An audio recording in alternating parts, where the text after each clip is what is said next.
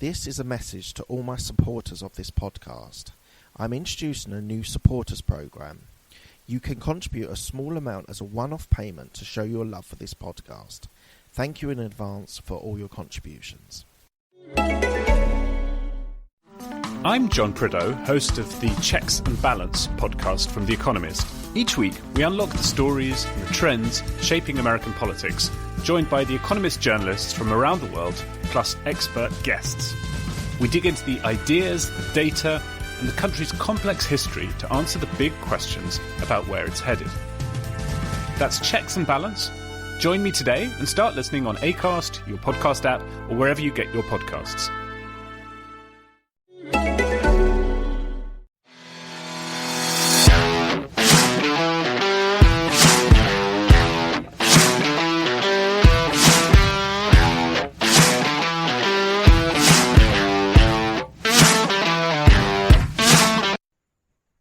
This is the Absolute Business Mindset podcast, created and hosted by Mark Hayward. I'm a corporate employee with an entrepreneurial mindset.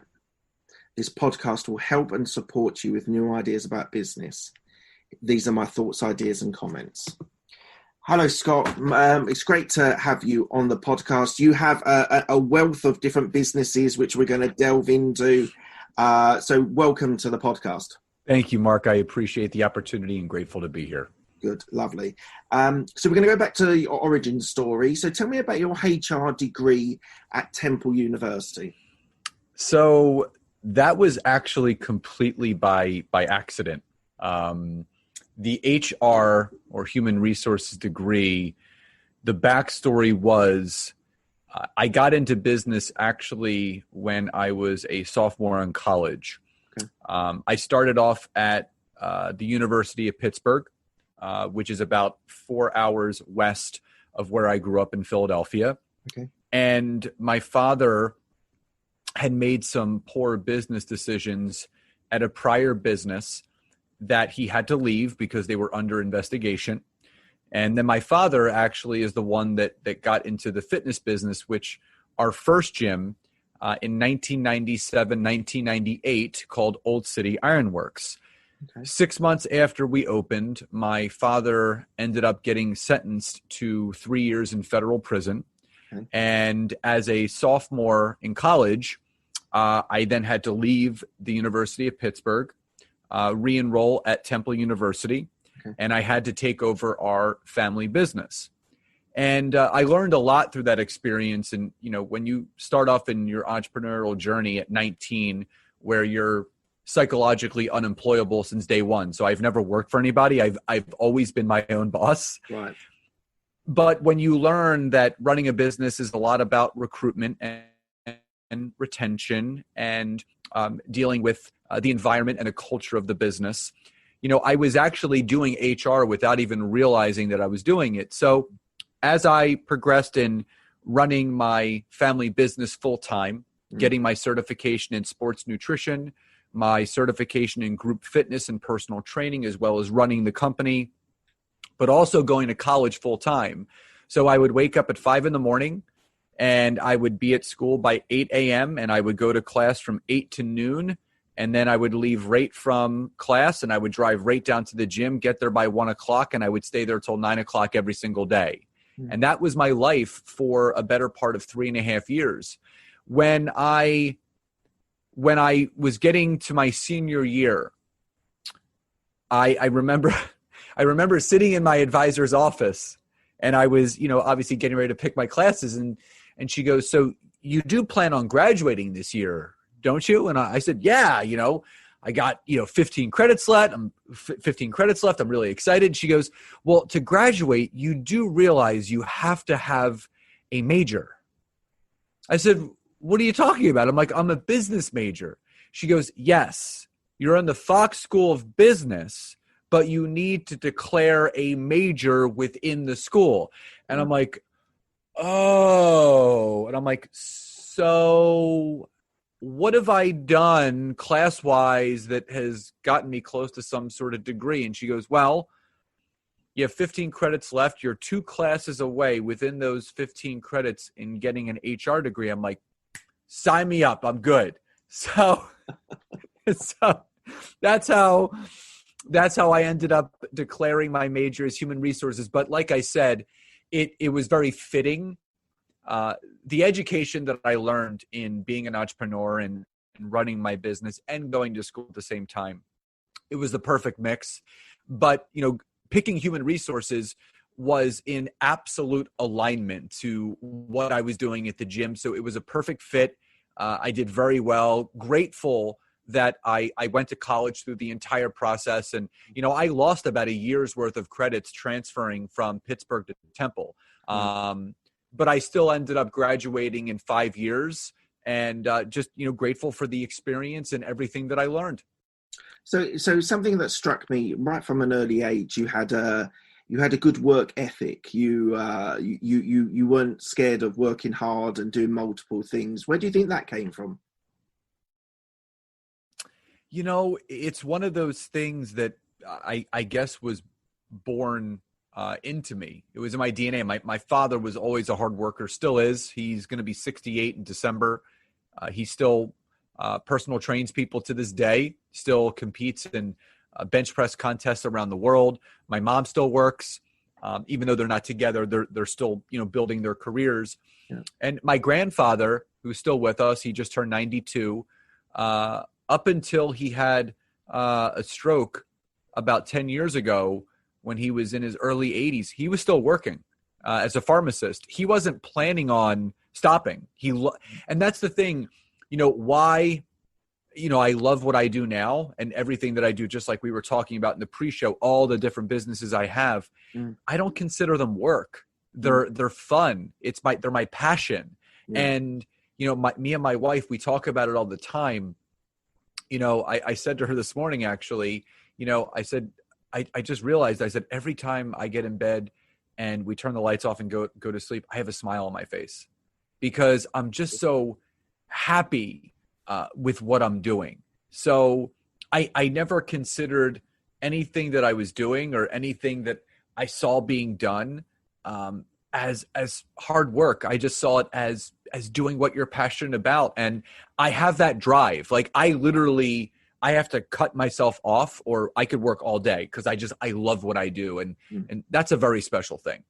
That is inspiring. It really is inspiring because there are so many people that have jobs or even business owners that they're falling out of love with their business. So you're very fortunate and that you found your path.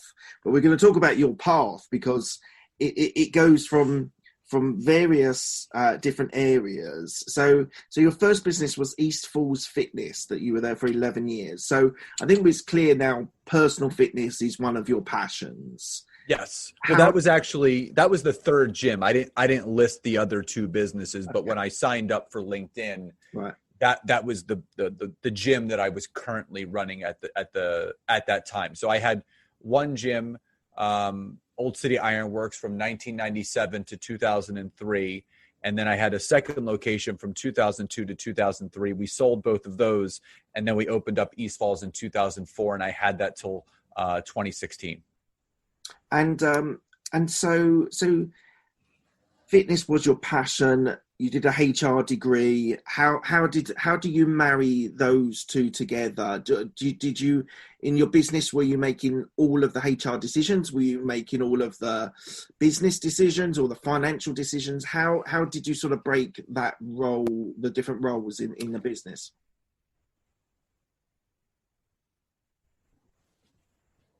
Well, strangely enough, I was making a lot of the decisions when my father was away.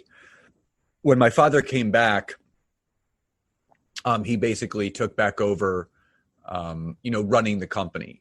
And I had to learn the hard way about how to run a business. So to make a long story short, when we opened up our second location in 2002, shortly after we opened it, we were actually approached by another family to buy both gyms for $1 million.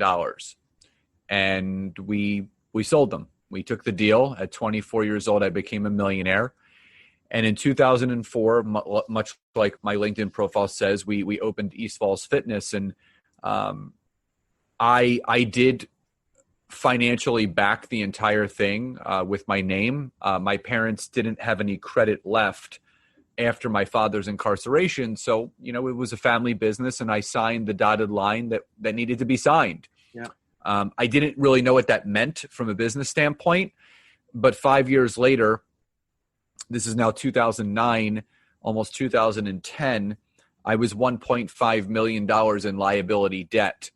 And that was a hard pill to swallow, because you don't understand any of that until you actually go through it.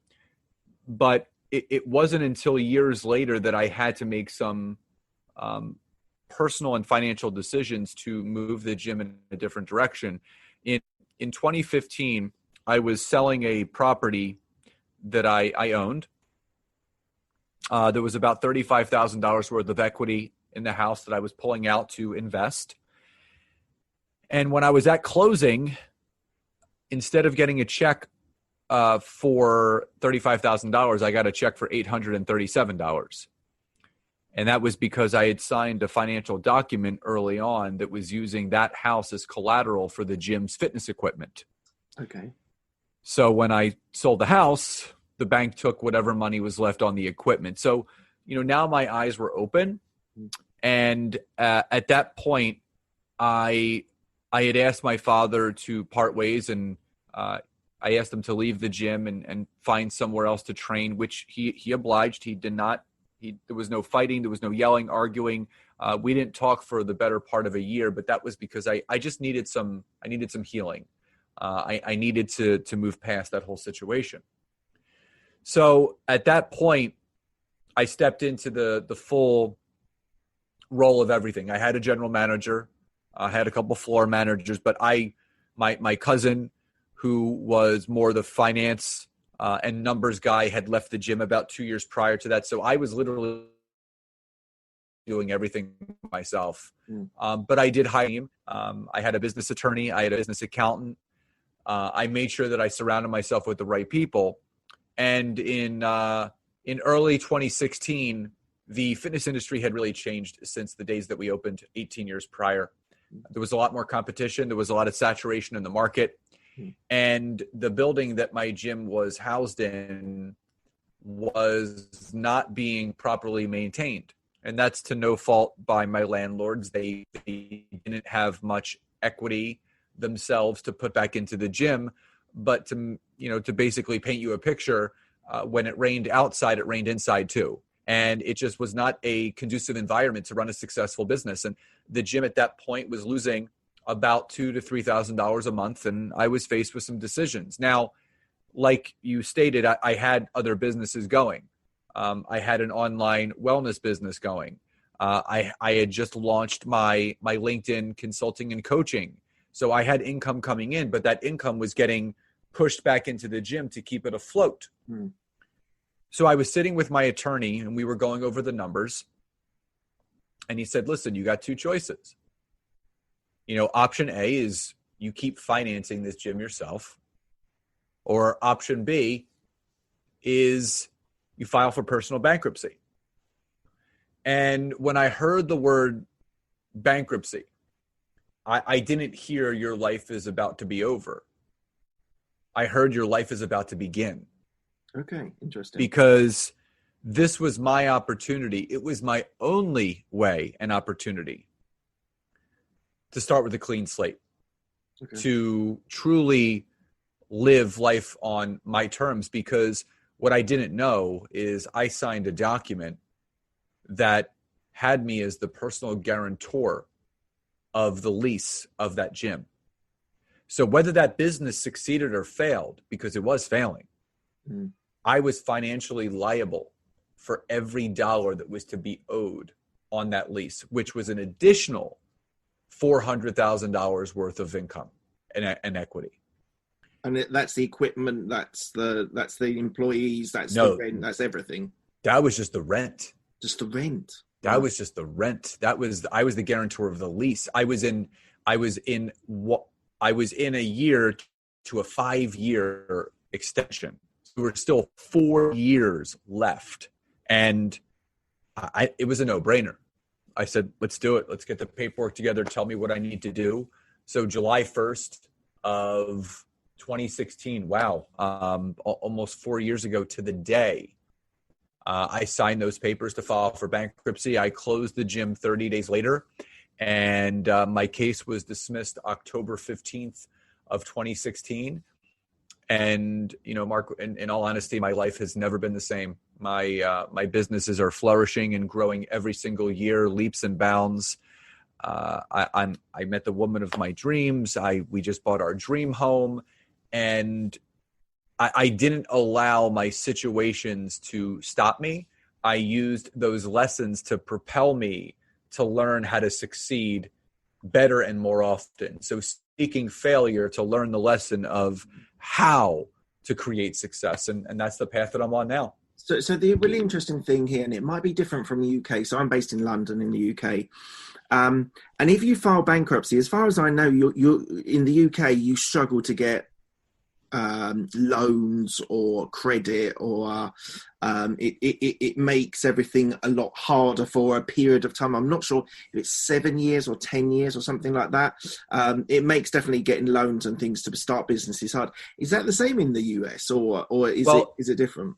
Yeah, so it's 4 years and it remains on your credit report. I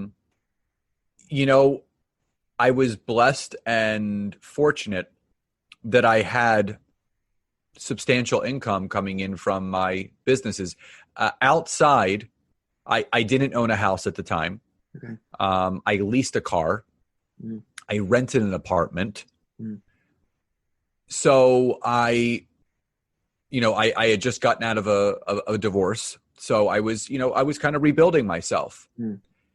And I didn't have much debt. Personal, the personal debt I had was tied to the business. So I really was starting from ground zero. Mm. I rented for 5 years and basically was able to buy a home. I couldn't get in the States, we have something called Fannie Mae traditional mortgages. But I had to get a different kind of mortgage because I was still about 6 to 7 months away from my 4 years. So I am paying a little bit more in interest right now. Right. But once the 4 years is up, I can actually go back and I can refinance my house, reduce the interest rate, and reduce my mortgage payment. So I'm paying maybe an extra $500 or $600 a month right now than I should be, but it enabled us to get our home. And I have not, there's been challenges in getting certain things, but there's a solution to every problem. There are no brick walls.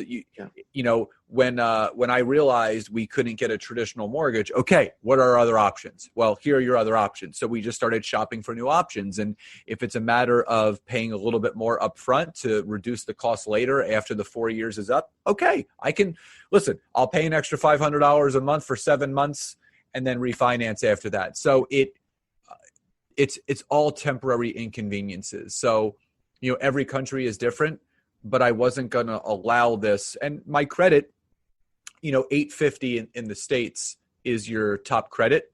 Okay. And my one credit score, I'm 710, 715. So I'm in good credit standing. I have no credit cards. The only debt I have, again, is good debt. I own a car and I own a house. So I'm just grateful for that. Awesome. Right, let's go into some of your businesses. So I'm fascinated by the Cellular Cleanse Coach the business you set up. So it says that you reduce cortisone levels, lower body fat, increase energy levels, and improve sleep. Yes. How do you do it? Tell me a little bit about it. So in 2013, I was presented an opportunity when I was still owning East Falls Fitness and a personal trainer by one of my buddies, Joe, to take a look at an opportunity with a company called Isogenics. And they do have a presence now in the UK. And they are a health and wellness network marketing company that focuses on different solutions for different people. It could be weight loss. It could be muscle gain, performance, energy, healthy aging, even wealth creation. With any network marketing opportunity, you can create wealth. And it made sense because I was already doing nutrition and I was already recommending people different supplements and products.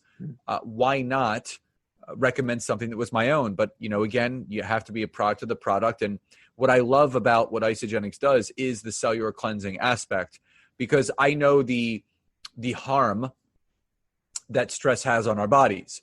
And when our bodies are stressed, our brains produce a chemical called cortisol. And what cortisol does, if there's too much, it basically slows your metabolism. And that's when they get visceral fat, which is the fat around the organs. And, I was a competitive bodybuilder at one point. So I was looking to kind of get myself back into a good, steady routine. And I still cleanse to this day every Thursday. I've been cleansing once a week for the last 7 years. What does the cleanse actually do? What do you do every week then? So it's just a low caloric day. So it's either a cleanse liquid or a cleanse powder. It's a botanical blend. It's all natural. And basically it helps your body reduce its cortisol levels. So if you're reducing your cortisol levels and you're increasing your metabolism, your body will naturally burn fat. And then you have, small snacks throughout the day. So I'll snack on, cucumber, celery. If I want some protein, I'll have a couple egg whites. So it's just a low caloric day of snacking with the cleansing powder or liquid 1 day a week. So you're giving, the way that I describe it to people is this, the one aspect of our bodies that we never give rest is our metabolisms. Think about it. We go to sleep at night, so we're giving our body rest, right? And we're giving our brain rest. But then what's the first thing we do? We wake up, we eat. What's the last thing we do before bed? We eat. So taking 1 day off a week and just allowing your metabolism to reset, allowing your body to reset, allowing your stress levels to decrease, compounded over time, you will get to your fixed weight, which is a weight that your body can maintain. Once you maintain a weight that you're happy at for 9 months, that becomes something called your true weight. And this is absolutely true. You may fluctuate 2 or 3 pounds up or 2 or 3 pounds back, but you will always land in the middle. So your body automatically does what it needs to do to stay in that range. So for me, I've had kind of like a dramatic turn. When I used to compete in bodybuilding in the off season or bulking, I used to weigh, I'm only 5'9". I used to weigh anywhere between 200 to 205 pounds. Now, yes, I have a lot of muscle, but I was definitely carrying a lot of fat. And then I would diet down to 171 pounds for a bodybuilding show. In 14 weeks, I would lose about 35 pounds, which was way too much. Yeah. Now, I've retired from that, obviously, years ago. Now, with the cleansing aspect and healthy intuitive eating, I don't weigh my food, I don't measure my food. I'm an intuitive eater now. I know exactly what my body needs, and I still cleanse once a week. I don't limit myself to anything. If I want a cupcake, I'll have a cupcake. If I want ice cream, I'll have ice cream. I make healthy choices. I now maintain a healthy weight of anywhere between 165 to 168 pounds all year round for the last 5 years. So it's really given me the ability to get my life back and to simplify my life and understand that I don't have to have any more food addictions or limitations. If I want to go out to dinner with friends, I can have a regular meal, not feel guilty about it. I live by the 90-10 rule. 90% you eat as healthy as you can. 10% you can fall off the reservation. It's not going to affect because 90% of what you're doing is helping you. We'll be back after a quick break. Hi, I'm Alex, the host of X Health Show. Meet the future of healthcare. Think X-Men, that's X Health. Actual superheroes behind programming living cells to cure cancer once and for all. Tech that detects preterm delivery in seconds, brain-computer interface, or apps that employ AI to match you, your disease, with the best treatment. X Health Show brings to you visionaries who push the boundaries of healthcare from Switzerland, the heart of Europe, and the most innovative innovative country in the world. Let me introduce you to their startups. Head to X Health Show, meet the future of healthcare. Happy to greet you there. And so what's your view on fasting versus the cleansing of cellular? What's the differences? What's the similarities? You obviously don't fast, you use this other technique, but how does fasting fit into that as well? I mean, as a wellness professional, I just can't see how it's beneficial to starve your body for a full day. I just don't. Your body still requires different nutrients. It still requires certain vitamins every day. And that's what was so attractive about isogenics, is because even though you are cleansing once a day, or people can do back-to-back days, it's just a low caloric day. So if I'm, just as an example, I eat 6 times a day and I take in anywhere between, I would say, about 400 to 450 calories per meal. So I eat about 2,500 calories a day. On a cleanse day, I'm doing maybe a quarter of that. I reduce my calories to about 500 to 800 for the day, which is still, I'm not starving myself. I'm not hungry, but it's just a low caloric day. And then that next day, I go right back to my normal day, and it helps continue to reduce body fat, but more importantly, my visceral fat. You know, the most dangerous fat that all human beings have is the fat that is not visible to our eyes. Because we all have fat around our liver, around our kidneys, around our gallbladder, our intestines, our stomach, our heart. The only way to attack that is to do it in a healthy way, where you're giving your body that time to burn that visceral fat, to make sure that your organs are running at the most optimal way they can be. Awesome. Okay, let's move on. So you've had 3 published books, which is fantastic. Your first one was called "Good Guys Always Win."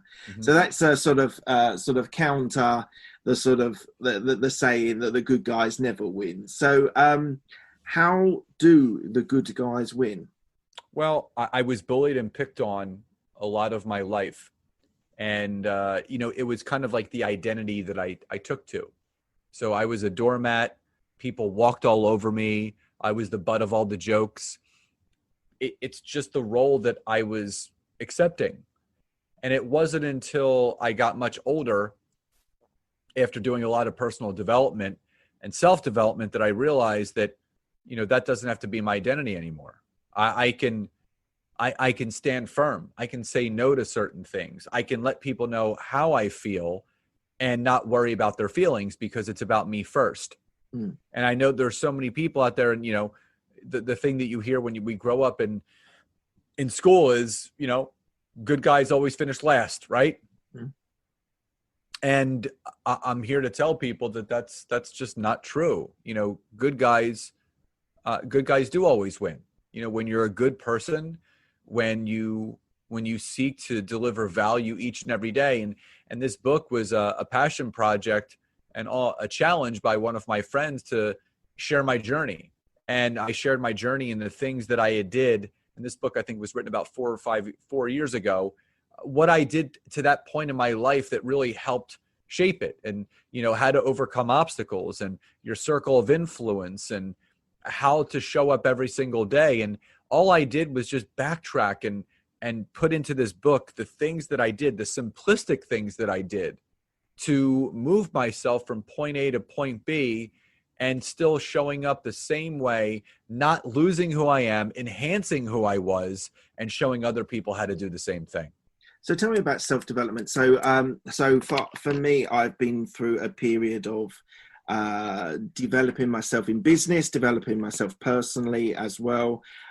So how did self-development change your mindset, change your actions, was there a particular person, someone, an influencer that you tapped into? Was there a particular strategy? And sort of talk me through some of the steps that you got to being a little bit more resilient and stronger. Well, my first business coach, Jeffrey Combs, who I hired back in 2013, he taught me so much about my mindset and the toxic relationships that I had in my life, the relationship that I had to improve with my money and my language with money, and just communication skills, like, rather be respected than liked. And that was the opposite. I wanted to be liked rather than respected. So I had to, but people can still like you and respect you at the same time. Mm. So, coaching with him over a year and a half really, really helped. But also it showed me the power of what can happen if you invest in yourself. The best investment someone can make is in their own self. Absolutely. And there were a lot of books, but there were two books that really stood out to me that helped me on my journey. Number one is a book called Go for No by Andrea Waltz and Richard Fenton. And, Andrea has since become a friend of mine. And it says, yes is the destination, but no is how you get there. So, normally people, when they hear the word no, they crawl up into a ball and they sulk and cry and, the world is ending. And then I kind of flipped the script on that, fall in love with no so you can then get to yes. So I started going after all the no's because I knew every no I got, I was one step closer to a yes. Mm. And that's when I really started to see my business increase. Mm. But the other book was something that truly helped me with my money mindset, and it's called The Science of Getting Rich. And that book is by Wallace D. Wattles. It was the first money mindset book ever written in 1910. This book is 110 years old, and most people use the Napoleon Hill Think and Grow Rich, which I'm a big fan of. But this was even before that. Yeah, Napoleon Hill was inspired by Wallace D. Wattles, and the simple message from that book is, instead of living in a world of comparison and competition, live in a world of creation and collaboration. That is the science of getting rich. So I realized the more that I connect, the more that I create, the more that I collaborate, the more impact and the more income I can create.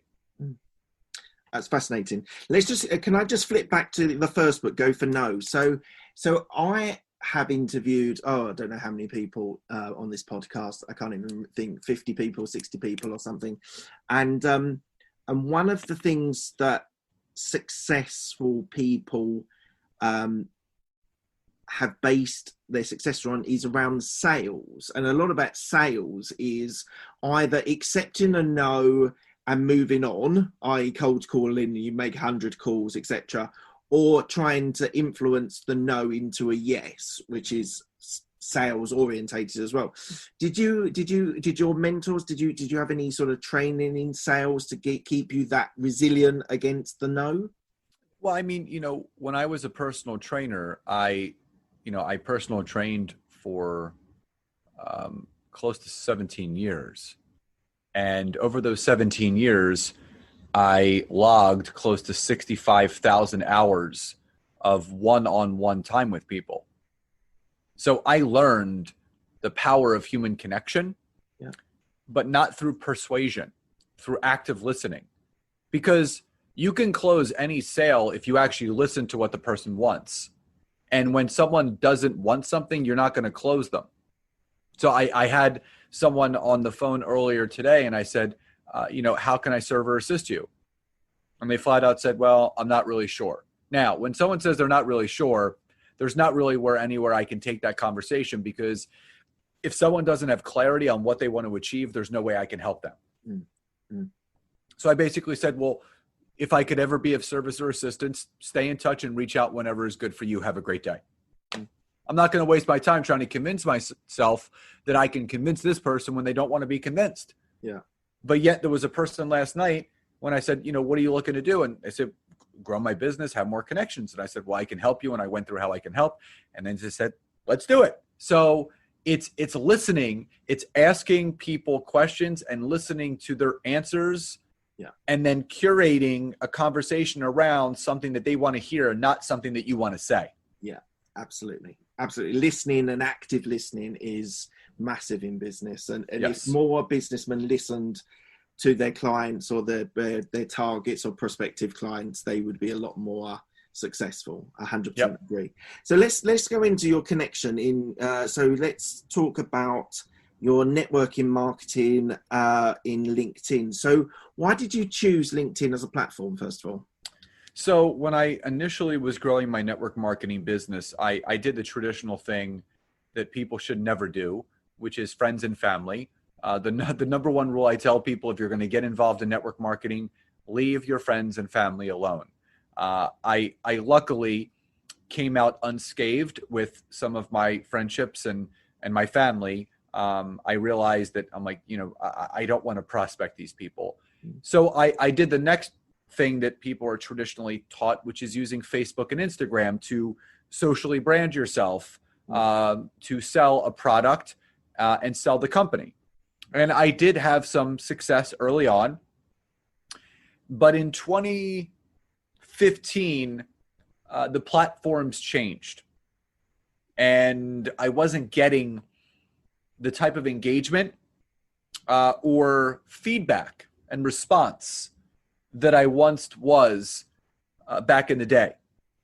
And I remember something that one of my first mentors said to me. And she said, Scott, you need to look yourself in the mirror and you got to ask yourself, how are you going to connect with yourself today? And it was one of those light bulb moments. I'm like, oh my God, that's it. If I'm going to build a business, and I'm a businessman, I'm a trainer, I'm a nutritionist, I'm a group fitness instructor, I'm a gym owner. I need to talk to other people that fit one into those 4 buckets. And I said, where can I find them? And I said, aha, LinkedIn. And I had a profile. I started it back in 2009, but I never did anything with it. And I said, you know what? Let me get on there and see if I can find people just like me. So I went on there, changed my profile around, started searching, started connecting, started messaging, and people started writing back. Sure, let's talk. Let's hop on a call. And I started having call after call after call, literally 30, 40 a week. Still to this day, I have at least 20 calls every single week. Still, 5 years later. So my business started to grow. So I reached out to a friend of mine in the same organization that I was a part of. And I said, Joey, listen, you got to get on LinkedIn. I said, I think I struck oil. Because every person in business or sales strives on connection and generating conversation. And most people were kind of posting and praying and scrolling and trolling on Facebook and Instagram. That wasn't building their business. You got to get people on the phone or on a Zoom. You got to create that connection. So I taught him what I was doing of what I knew at the time. And I said, let me know what happens. A week later, he texted me and he said, all he wrote was, call me. So I called him and I said, what's up? And he said, dude, whatever you're doing, it really works. He goes, I have 14 appointments booked this week. I was like, really? And he said, yeah. He said, you should teach this. Like, people could really benefit from this. So it was another light bulb moment. And I realized that I created something that filled the void that a lot of people in business had. And that void was, they're not speaking to enough people. They're not creating enough genuine connection. They don't know how to use LinkedIn, and they don't know how to talk to people. And I said, you know what? If I can put some structure around this, just like I would a personal training program or nutritional program, I could have a legitimate business. So in February of 2016, I launched my website. I launched my beta video program and my one-on-one coaching, and I haven't looked back since. That's awesome. So what type of people do you help? Do you help entrepreneurs? Do you help like larger businesses? What's your sort of all. I mean, I actually just got hired by a division of Fidelity Bank, which is a financial services company in the States, and they're global as well. I'm training 150 of their sales associates, their financial services professionals, how to leverage LinkedIn. So I work in environments as big as that. I worked with a mom and pop sales organization and their 3 sales reps, and then individuals, entrepreneurs, business coaches, network marketers, podcasters, anyone that is requiring the strategy of how to leverage LinkedIn to create more connection, to create more conversations, to create more sales without selling or pitching. Those are the people that I typically work with. So it's really interesting. So I've in the last 3 months, I've targeted LinkedIn a lot more for my business interests, and it's interesting when you're approaching somebody and you're DMing them or you're having conversations about a post or whatever, the appetite that there is for people to actually respond to that. It was quite I suppose enlightening. It was quite a discovery for me that there are people out on LinkedIn that really want to, they want to sell. Some want to sell. Some spam, which is just awful. DMing with a spam message, but just genuinely connecting with people. For example, a fellow coach of mine, I got recommended to her, and we've now struck up a really nice, good relationship. And I've emailed her about considering this and me considering that, and it really, it's inspiring what you can actually do on LinkedIn now, which I think Facebook has kind of become a little bit saturated. I think pockets of Facebook still work very well. So Facebook groups for specific areas work very well, but I think for reach and for conversation, I think LinkedIn is exactly where it is. You know, I always tell people that Facebook is the barbecue of social media, and Instagram is the reality TV show of social media. Go and break that down for me. Well, Facebook is where people go to hang out. Right. Like a barbecue. Yeah. And Instagram is a reality TV show. That's where people go to watch other people's Instagram stories and look at other people's lives and what are they up to. And you just watch along. You just view everything of their life, wishing it was theirs and yours. Where LinkedIn, it's a global networking event every single time you log on. I have clients in over 7 different countries now. Yeah. Because it's a global platform. I could search for people anywhere in the world and connect with them. That's the beautiful thing about it. So I'm not limited to where I live. You know, when I log on to LinkedIn, there's 660 million people that I can now access and connect to. And do you use ads at all? LinkedIn ads? So Facebook, LinkedIn, did you say LinkedIn ads? LinkedIn ads. LinkedIn ads have the worst click-through rate and CPC, the cost per click, of any social media platform. Oh, really? I do not recommend it at all. Everything that I've built out and teach is on the free platform of LinkedIn. I don't pay for premium, recruiter, or navigator. Everything is done through the organic platform. And just to make this completely crystal clear for my listeners, because some of them might want to come out and reach out to you if they want to pursue LinkedIn as a sort of business or a career help. What do you do on LinkedIn? Is it stimulating conversation? Is it engaging with people? You don't have to tell me all your strategies, but just give us a bit of a flavor of what distinguishes your coaching on LinkedIn from someone who might just log on and look at some posts every 2 or 3 times a day. So let me just tell you this. I don't believe that anyone is a LinkedIn coach. Okay. I don't believe there are LinkedIn experts. The only expert on LinkedIn is LinkedIn.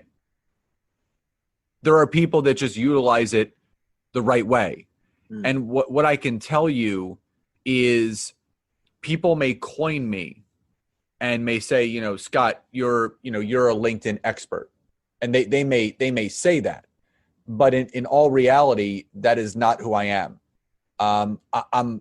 I've chosen to use LinkedIn to use that as my platform to basically connect with my audience. I am a human connection expert. That's what I teach. Okay. So I don't want anyone to have these smoke and mirrors. You see these people, LinkedIn experts, I can redo this. Don't buy into that stuff. It's all crap. Okay. The best coaches are the ones that went first. The fact is, I'm one of the only people to have a #1 best-selling book on the LinkedIn platform. I literally wrote the book on it. I have over 420 written recommendations. So I have the credibility. So what I talk about is my program consists of what I call the 4 layers of LinkedIn. So if you think of a layer cake, it's got 4 layers. Yeah. You have the big, medium, small, and the micro. The big part of LinkedIn is your profile. That's where it starts. So when Microsoft bought LinkedIn out back in 2014, they embedded search engine optimization or keyword searching on all of our files. So if your profile is not filled out from top to bottom, you don't have a proper background photo, headshot, title, about me section, experience section, licenses and certifications, volunteer experience, education, skills and endorsements, recommendations. If all of those sections are not filled out properly, you are invisible. So this is not a pitch or a sell, but I created something called the LinkedIn Profile Optimizer. So if anyone goes to my website, scottaaron.net, it's 2 T's and 2 A's, you'll see free infographic. It's a simple 1 sheet. It gives you 6 steps to starting to optimize your profile. That's where it begins. Because again, you want to appear in more searches. You want more profile visits. That's how it's going to expand your reach. Yeah. The second layer is building your ideal network. So you're allowed 30,000 connections on LinkedIn. I don't want followers. I want connections. Anyone can follow anyone. So you see those people that have like 200, 300,000 followers on LinkedIn. 10% of them might be quality people. The other 90% are just people that are just following them. Yeah. I've grown my network organically from 500 to almost 28,000 in the last 3.5 years from scratch. Hand selecting people that I am going to connect to and I am going to connect with. So I don't let just anyone into my network. I have to see a viable connection. How could I add value to that person's network, and what value could they add to my network? How could we assist each other? So I'm very cautious and very specific about who I let in. And that's the one thing that I want to say to the listeners is really think about who's your ideal avatar. Who's your ideal client? Who's your ideal connection? Who are you going to have the most relatable conversation with after never speaking before ever in your entire life? When you get that kind of clarity, you'll know exactly who to connect with. Yeah. The third layer is messaging.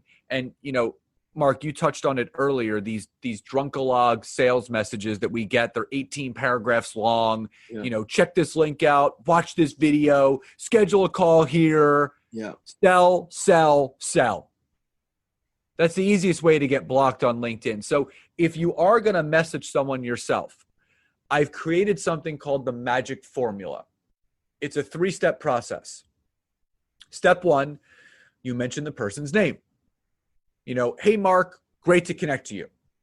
Step 2, you mention the reason why you're reaching out without selling or pitching, lowering the drawbridge of why you're connected. I noticed that you had a business podcast, as do I.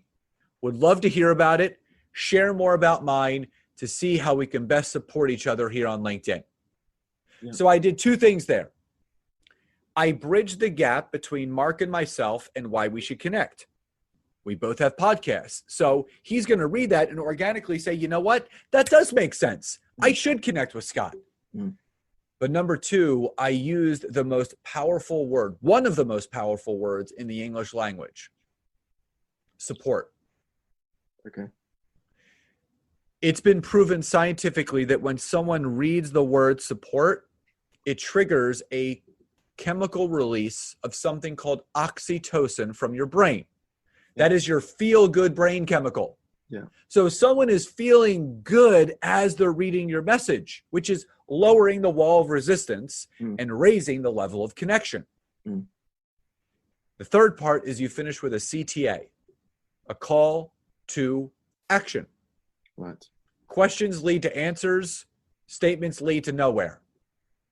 If I just say, Mark, let me know when's good to talk, you're never going to let me know because I never asked.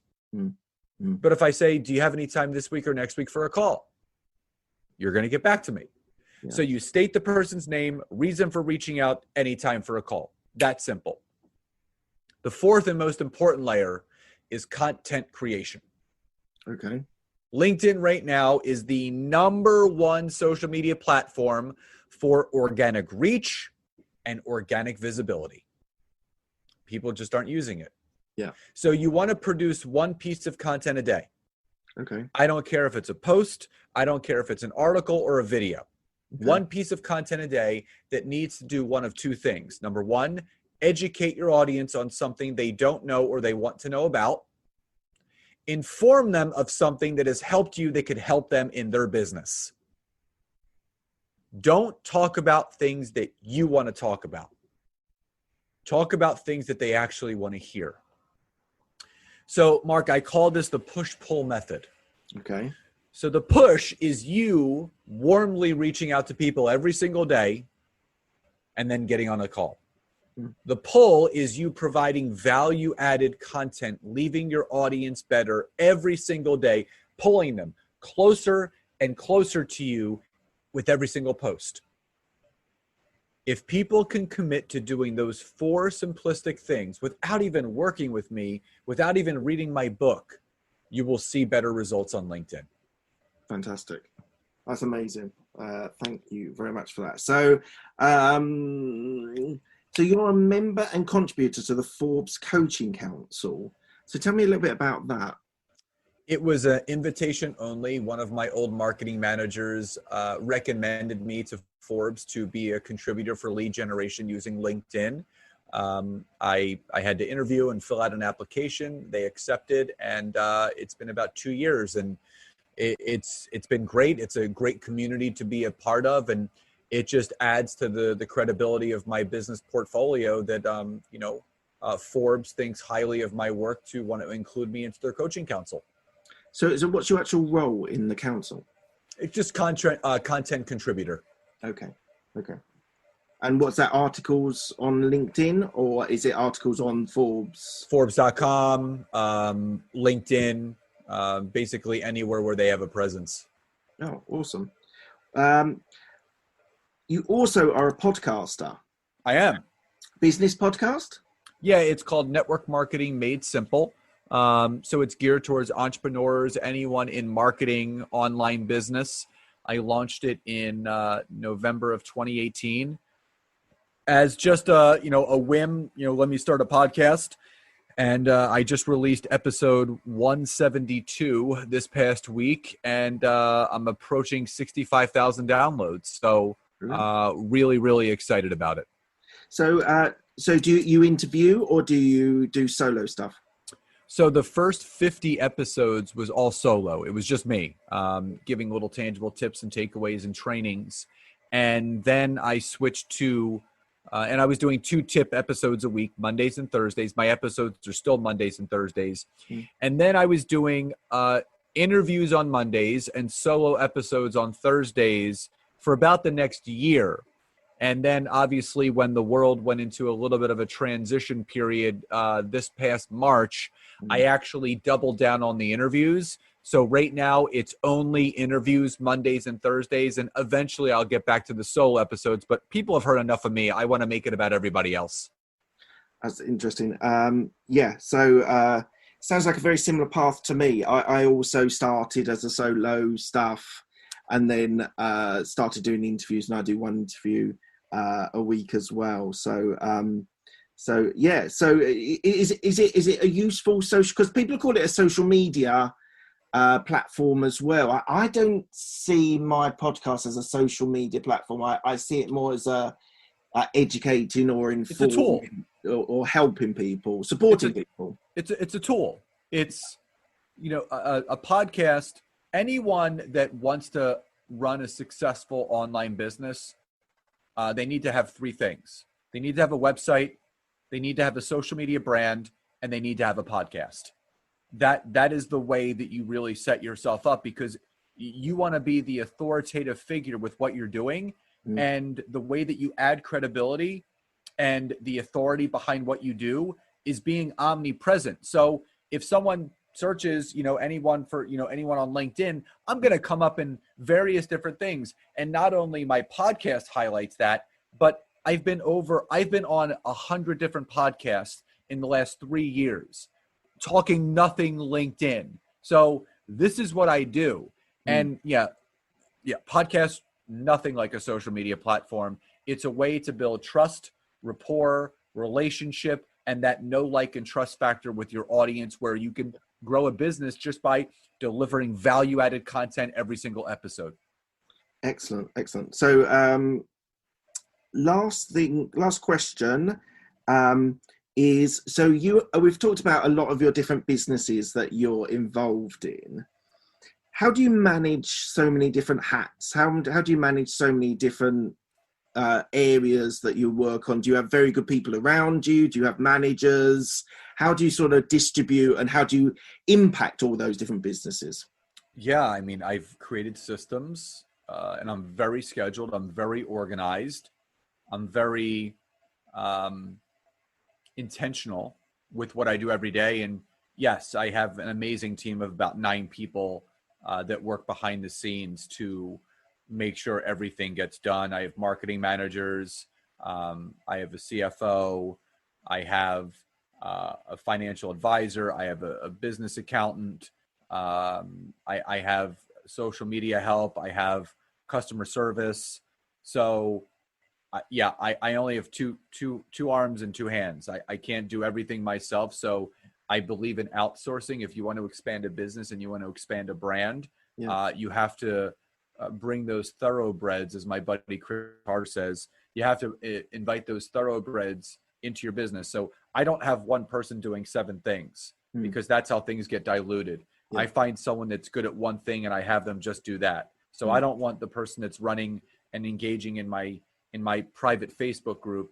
I don't want them doing that and running my books. I'm going to pay someone to do that. I'm going to pay someone to do that. So it's just making sure that you have the right people in the right areas where you need the most help.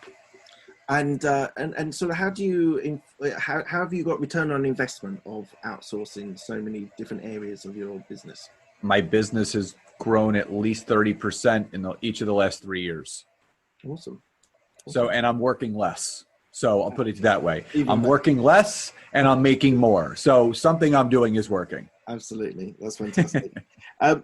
Just on that, the systemization, is that because you have done all of the different roles and you know how to systemize it and delegate it? Or is there still, I don't know, let's just take finance, for example. I don't know if you're hot on finance, but like your accountancy side, is that purely outsourced because he's a specialist, and your lawyer or your attorney might be an absolute specialist, but say like a marketing manager, I'm assuming you know what they know, and therefore you can outsource effectively to them.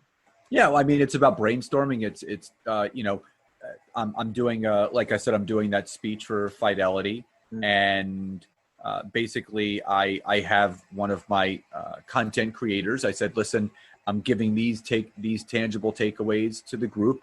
I need you to create these documents that have this, that, or the other that I can provide to the group that I'm training. So I tell them, the image of what I want, and the tasks get sent away and they go create. So I've gotten very good at being clear with what I want, delegating what I want, but also making sure that the right people are doing the right work.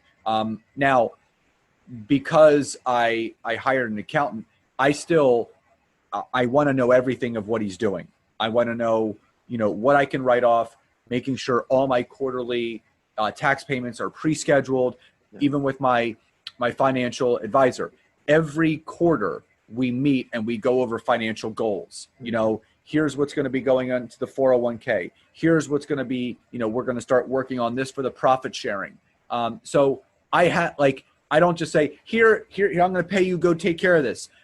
If I'm going to pay you, I'm going to make sure I know what you're doing so I can understand what the desired outcome is. And if something needs to be reworked, we're going to jump on a call or jump on a Zoom and we're going to iron it out. Yeah. Awesome. So thank you very much for this interview. We're nearly wrapping up. I've got 5 questions which I ask all of my guests. Short, sharp questions, but they can have a long answer depending on what you want to tell me. So the first question is, what's the best decision that you made?